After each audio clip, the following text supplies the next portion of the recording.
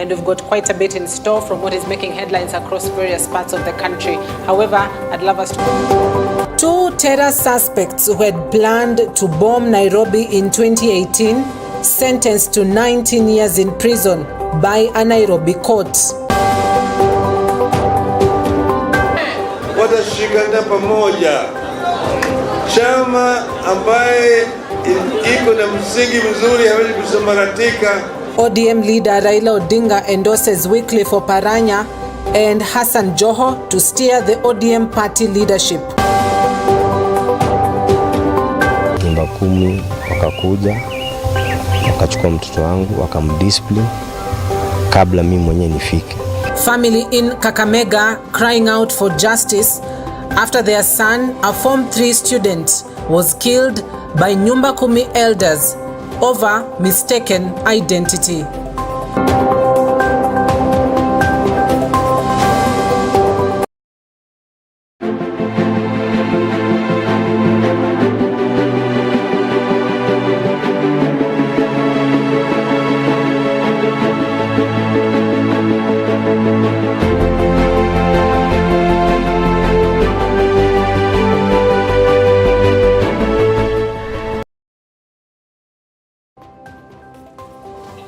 Well, right, you can watch us across our social media platforms on EBN TV. Our SMS feedback line is 23059. Also, we are live on our website at www.ebntv.co.ke. You're in safe pair of hands. My name is Cynthia Nanjala. Let's get started. Now, begin from the corridors of courts where Milimani Law Court's Magistrate Zainab Abdul has sentenced 2 terror convicts who had planned to bomb Nairobi in 2018 to serve 19 years in prison. Their female accomplice, Lydia Nyawira, was sentenced to 3 years in jail for forging national IDs, which were to be used by the terrorists to enter Kenya. Abdi Majid Hassan Aidan and Mohamed Osman Nane were convicted and sentenced of being in possession of a vehicle, improvised explosive devices, 7 projectile bombs, and several AK-47 rifles. Now, Jima Huka Galgalo, who passed on during the terror offense trial, was a member of the Al-Shabaab. A bomb expert who testified in court said if the bombs were launched at any point within Nairobi CBD, the kill range would have been at a radius of 100 meters, meaning within a diameter of 200 meters, and there would have been survivors, and with another diameter range of 700 meters, leaving fatal injuries. In sentencing them, trial magistrate Zainab Abdul said that there is no doubt the offense committed was serious in nature, and the magistrate said a non-custodial sentence, as had been prayed for by the convicts, cannot be preferred.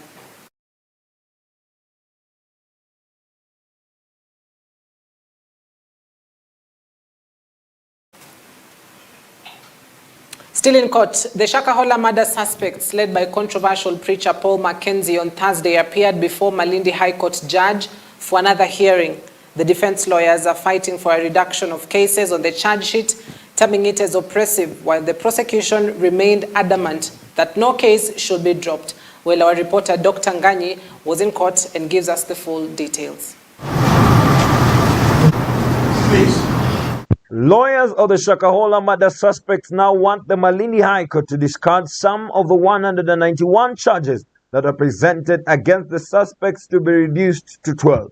As led by James Mouko and Wycliffe Makasembo, the lawyers say the High Court and the Supreme Court have the jurisdiction only to listen to 12 cases as opposed to the 191 Shakahola murder cases.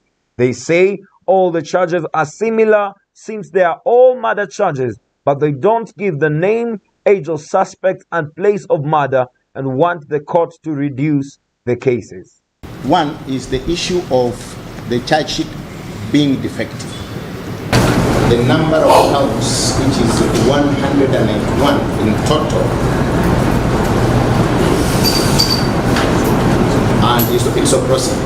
It contravenes the rights of the accused persons to fair trial, as is envisaged in Article 50, 2C and E.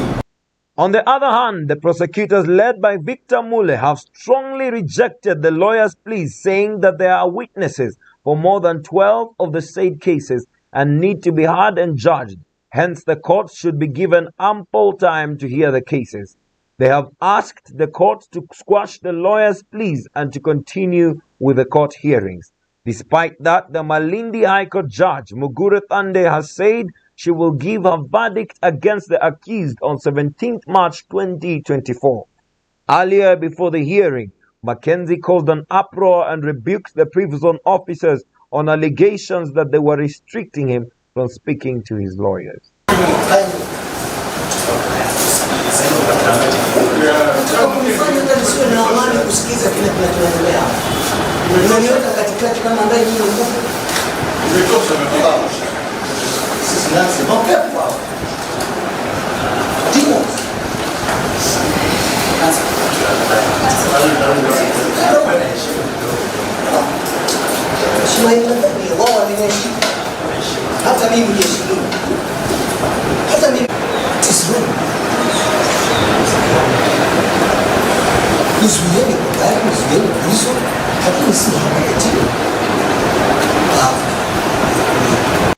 The Shakahola massacre came into the limelight in April 2023 when the controversial preacher Paul Mackenzie's doctrine was highlighted. More than 400 people succumbed due to starvation. The preacher's church has since been shut down. Dr. Ngani reporting for EBN TV. That is what I'm addressing the next point. Now, ODM leader Raila Odinga has pushed for recruitment drive in Wajir County ahead of the party's grassroots elections slated for later this year. The ODM leader was accompanied by deputy party leaders Wycliffe Oparanya and Ali Hassan Joho. Now, he has urged the government to build the county a national airport to boost the county's economy and infrastructure.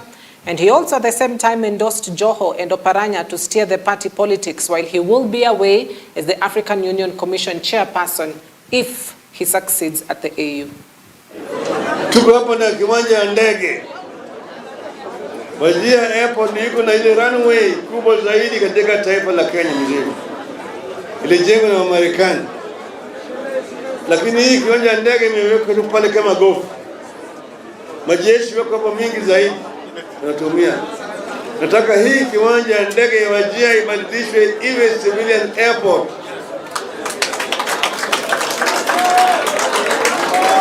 Majeshi yatoke hapo ili mandege wanaweza kuwa wanatoka hapa naenda moja kwa moja mpaka Dubai, kutoka hapa mpaka London, kutoka hapa yeye moja kwa moja mpaka kule Nigeria, Abuja na Lagos. Vinara vya ODM wana hawa watu Sikuna hawa watashikana pamoja. Chama ambaye iko na msingi mzuri hawezi kusambaratika ati mtu mmoja ameenda kando namna hii. Chama sio mtu. Chama ni wanachama na viongozi. Na mimi nina hakika hawa ambaye niko nao hapa. Wiper leader Kalonzo Musyoka has condemned police actions of tear gassing and harassing peaceful demonstrators, saying it is a right as enshrined in the Constitution. Kalonzo Musyoka expressed his shock over the violence meted on the Kenya Medical Practitioners, Pharmacists and Dentists Union Secretary General Dr. Davji Atela last week that led to his admission in hospital. Musyoka has as well expressed his contempt at the rate of tribalism in the public sector. Call it Constitution 2010. Kenyans have a right to demonstrate in a peaceful manner.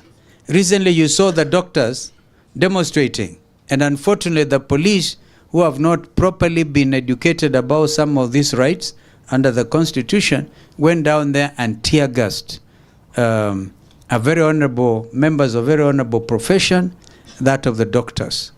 They don't understand that this is a right guaranteed under the Constitution. The right to picket, the right to demonstrate, the right to sit down, just like you have a right to worship God in any manner. That's why some of you are wearing hijab, some of you, you go to churches, various churches, you have the right to worship God in any way you prefer. That is in the Constitution. So you hear, then our wonderful young lady from Alliance, when we went to the streets, one of the things we are saying as Azimio, La Umoja One Kenya, is the high cost of living. The high cost of living had a very big thing about education. This young lady here is talking about private schools and public schools, you know, the kind of different treatment they get when it comes to allocation or whatever allocation of the Ministry of Education. Now, our view was we needed to make education affordable. In fact, the right to education is a basic human right. This is why under Mzee Kibaki, I was a Minister for Education, we said primary education is free and compulsory. Now, President William Ruto has emphasized that he will continue to ensure that the two-thirds gender rule is fully implemented in his United Democratic Alliance party and in the government of Kenya as a whole. During the launch of the G7 Council of Women Governors strategy in Nairobi, Ruto said that his government has followed strategies to achieve gender inclusion in the constitution, and he will be at the forefront in showing his commitment. Now, Ruto said that this should also be made mandatory for governors and all leadership positions within the party, and he expressed confidence that other leaders of the party will welcome the proposal to completely achieve the two-thirds gender principle. Time round, we will make sure that the two-thirds gender rule is attained.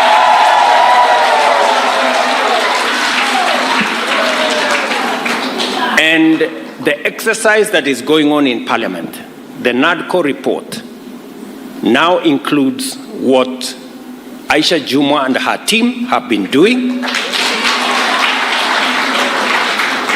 And the commitment I made is that for the 290 seats, at the very minimum, we must have at least 1/3 being women. I applaud your efforts and commitment towards the inclusion of women in leadership, representation, and decision-making spaces in Kenya. Through your leadership, today, Kenya has the highest number of women governors since the promulgation of the 2010 Constitution.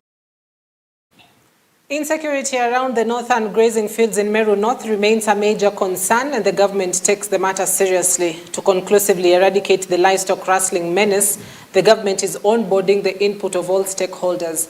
Cabinet Secretary for Interior Professor Kithure Kindiki held a consultative forum with Meru County elected leaders to avail them an opportunity to share their proposals in addressing the challenge. The CS also updated the leaders on the nationwide operation announced by the government on Wednesday to combat the manufacture, trade, consumption, and abuse of illicit alcohol, narcotic drugs, and psychotropic substances.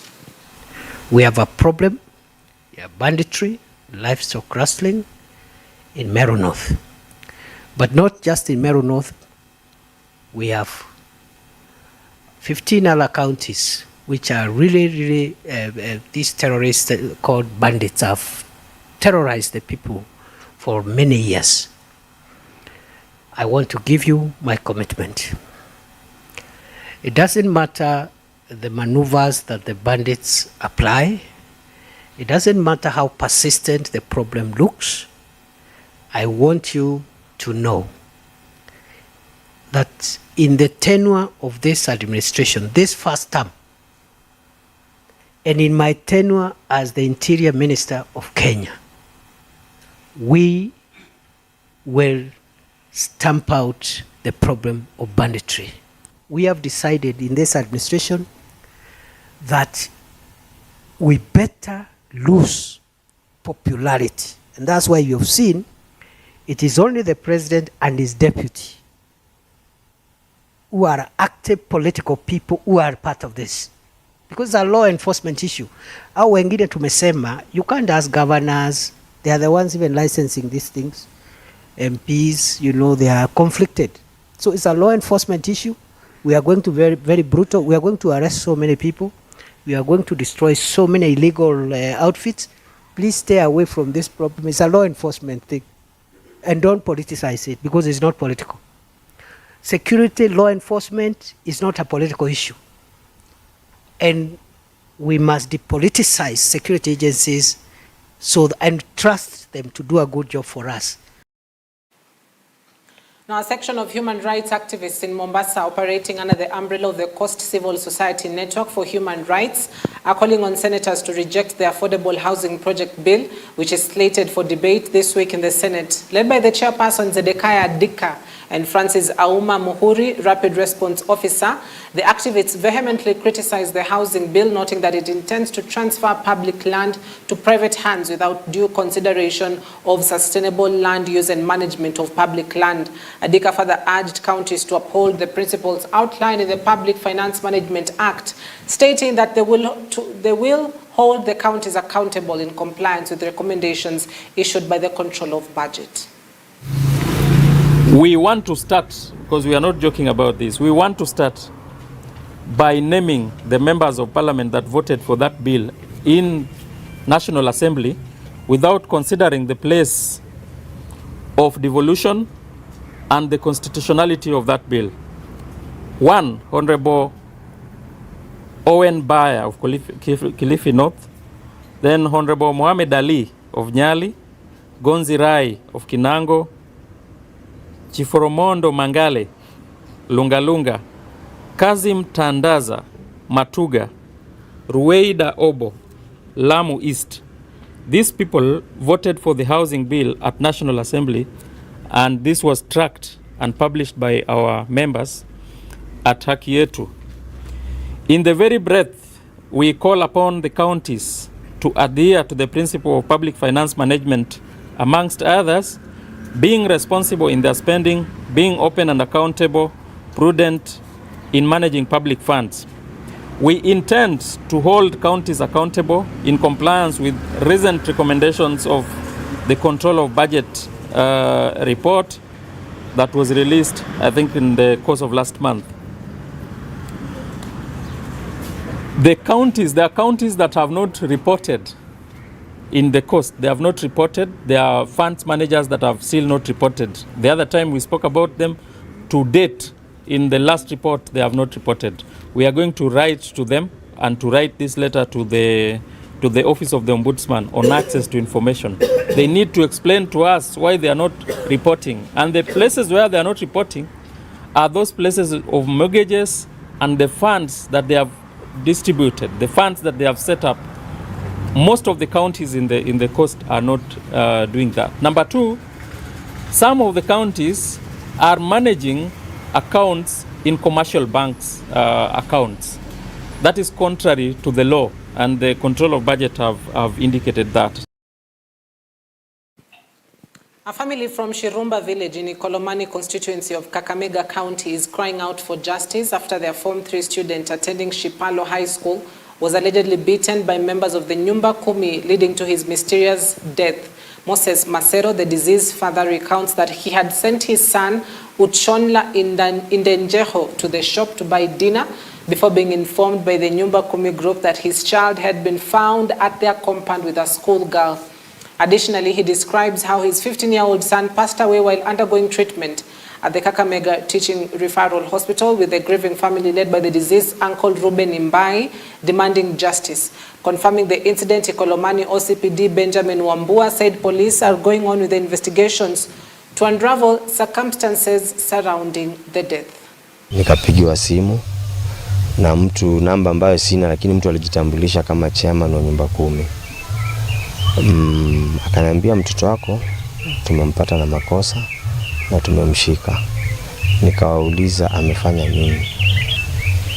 Akaniambia mtoto wako amekuja hapa kuona mtoto wangu msichana ambaye wanasoma naye, na mtoto wake wa kike huwa hataki kumuona na boyfriend. Nyumba Kumi wakakuja wakachukua mtoto wangu wakamdiscipline kabla mimi mwenyewe nifike, na sikujua mtoto ameumizwa. Wakafanyia mtoto CT scan, wakamfanyia chest scan, wakatoa damu, wakapeleka lab, baadaye wakaadmit mtoto mwendo wa saa 9, wakamweka kwa oxygen. Walipoweka mtoto kwa oxygen wakampeleka kwa ward. Kumbe mtoto wangu alikuwa ashakufa na sikuwa na habari.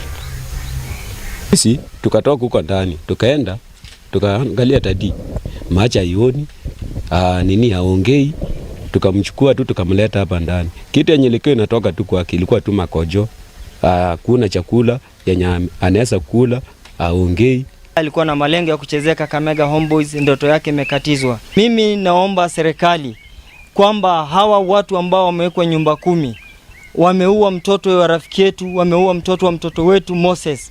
Kwanza saizi tunafaa tukuwa nazungumuza kama wako ndani. Mungu kama mzazi kutuma mtoto achapwe na watu wanaojiita nyumba 10. Mtoto hajai kuwa mgonjwa, mtoto ako sawa, upoteze mtoto mdogo kama huyo.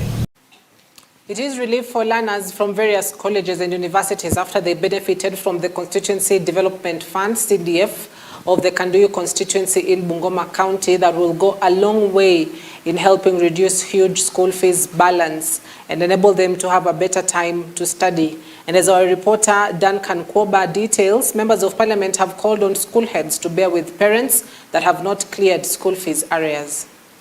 Speaking at the launching ceremony of 54 million shillings check, Kanduyi constituency MP John Makali has asked parents to try to clear school arrears on time, giving their children best environment to study. The MP called upon school heads to create mode of collecting uncleared fee balances so as to focus on improving their results of school. Shukuru sana, Bungoma South came number 1 in the entire Bungoma County in the last KCSE results. Lakini we are not there as yet. Nataka kuwaomba, if we want to improve results, tafadhali hatutaki kuona hawa watoto njiani every end month wakienda nyumbani kwenda kutafuta pesa, because they spoil a lot of time. Kuna muda mrefu sana unapotezwa, na tunataka kuimprove our academic standards. Kila mwanafunzi wa day school tutakuwa tunalipia shilingi 5,000. Na tunaomba wazazi, ile balance inabakia juu ya 2,000 wazazi, tafadhali nyinyi mjaribu kujikaza, kujisatiti, mlipe.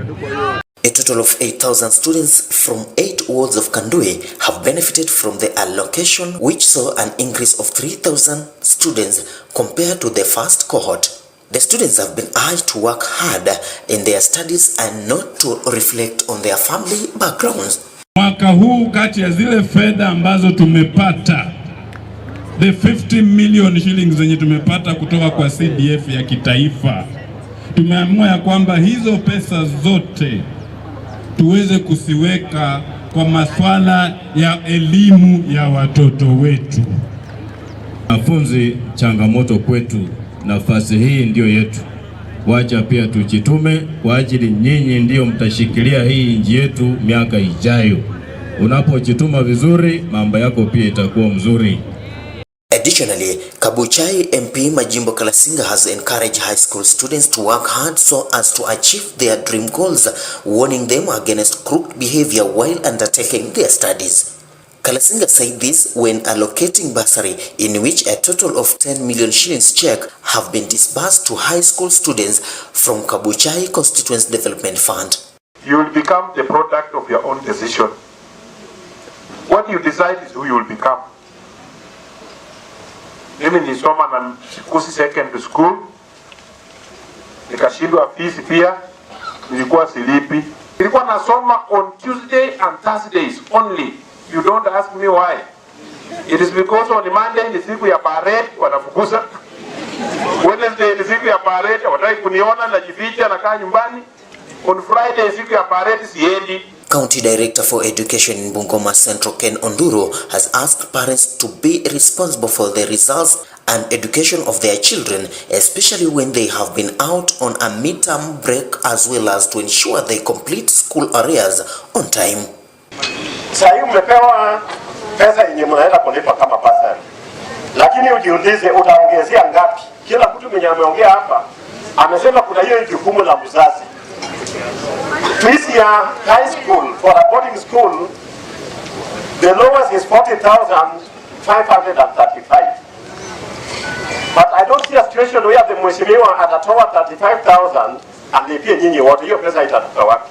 It cannot be. Duncan Kwoba, TBN TV, Bungoma.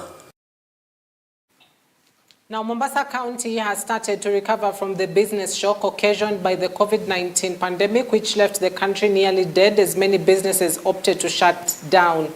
The recovery has been contributed to by the security on the island and the working together between the county and national government with the business people. Equity Bank has seen an opportunity on the business recovery and decided to open a new branch in Mombasa.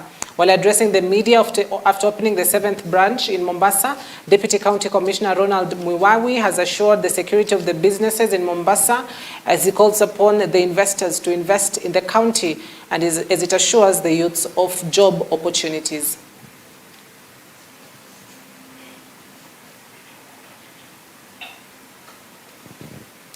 Right, so we move on from that. Apologies for that. Now, government through the Kenya Industrial Estates has called on Kenyans in MSMEs and manufacturing businesses to take advantage of government low-interest loans by using their title deeds as security. Chair, Board of Directors, Kenya Industrial Estates, Honorable Lilian Ngok, say that it's time for Kenyans to diversify income generation streams in order to create employment, jobs and wealth by getting financial muscle through the government loan programs. She noted that major challenge in accessing the loan facilities by Kenyans is due to the fears surrounding use of title deeds to acquire the loans. She stated that most Kenyans would rather die poor than to use title deeds as a security to loan facility. KIE is here today from Siaya County, Siaya branch, to sensitize the micro, small and medium enterprise entrepreneurs to get to know the products that we have in KIE, being a financial institution from the government. It has not been taken long. This is long overdue. We've done it in small way, but we've gone out to reach out to different entrepreneurs in different counties to enlighten them, to get to know that time has gone and we need to diversify generation of income in order to create employment or create jobs, at the same time create wealth. Our challenge has been because the key securities that we ask for in KIE when someone go as an individual is title deed. And many of our Africans, not even people from Siaya alone, all over Kenya, they fear giving out security, title deed as a security. And I know it's not because of anything else. Sometimes we fear the unknown. What will happen in case I'll not to pay the loan on time? Will they auction my piece of land? You know, those are the questions. And the discouragement that we've had from people from the neighborhood. Now, the County Assembly of Murang'a has raised concern over the rising cases of insecurity in some parts of the county arising from illegal mushrooming of betting and gambling machines. The MCA's concerns came after an influx of gambling machines stationed in various local markets, thus attracting many young people to spend most of their time betting. In a motion tabled before the House on Tuesday by Kiru MCA Morris Thuku, it was revealed that rampant instances of insecurity in the county, particularly burglary of shops in Ikiriani town, largely attributed to mushrooming of the machines. Now, the MCA divulged that he was distraught by the findings of many studies that addiction to gambling has resulted to severe behavioral and social disorders, culminating into life of crime. Now, Thuku said the motion tabled in the House seeks for the county government and the Assembly to jointly come up with enforcement of gambling laws to curb insecurity in the county. Is to ensure we have control on the mushrooming of Chinese gambling machines that are all over in our small towns within the county. As leaders of County Assembly of Murang'a, we have realized most of the youth, despite much effort that we have done as county government of Murang'a, an example is through MYS, we have evidence that thuggery that is ongoing in some of the towns. An example is Kiriani. We have 12 shops that have been stolen, and the only thing that is being stolen is the coins, is associated with the gambling machines. So I want to thank members of the County Assembly for passing this law, and we want to ensure that it is implemented to the core.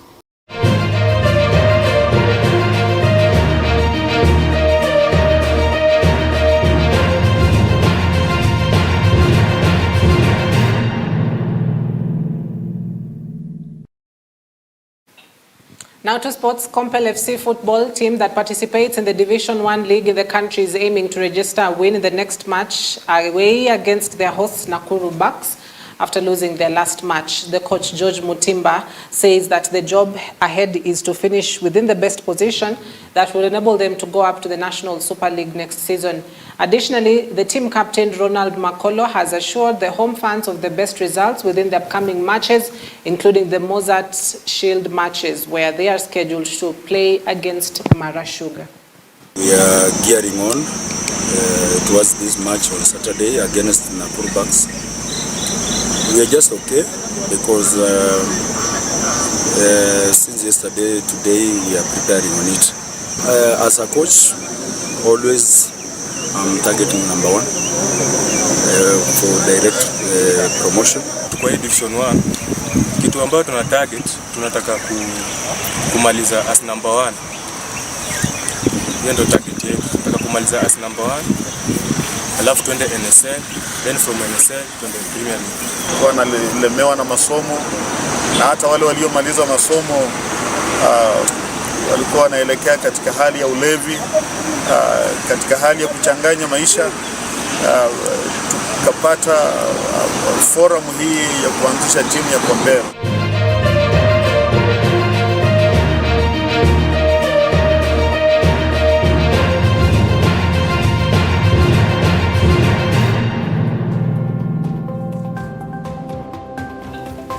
Well, that is where we wrap our broadcast tonight. Thank you very much for watching. We hope that you're up to date with what is making headlines across the country. Do join Consolata Chibalonza on Friday's broadcast at 7 a.m. on Morning Live. She'll be taking a look at what has been making headlines across the week on social media. Who is trending, what is trending, why they're trending. We'll be having a look at that on Friday's Morning Live. But for now, I'm Cynthia Nanjala. Have yourselves a wonderful night. See you tomorrow, same time, same place.